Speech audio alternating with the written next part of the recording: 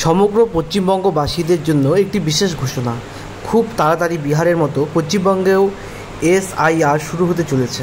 এটি সুপ্রিম কোর্টের বিচারাধীন থাকলেও যদি এসআইআর এর পক্ষে রায় হয়, সেজন্যই পশ্চিমবঙ্গ মুখ্য নির্বাচনী দপ্তর থেকে আগেভাগেই তার প্রস্তুতি শুরু করে দিয়েছে।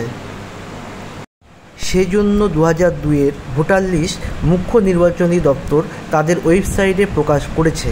সেটা দেখতে হলে প্রথমে আপনাকে গুগল ক্রোমে সিইও ওয়েস্ট বেঙ্গল লিখে সার্চ করবেন।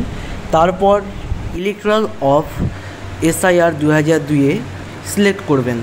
এরপরে আপনার জেলা বেছে নেবেন। তারপরে আপনার 2002-এর বিধানসভায় ক্লিক করবেন।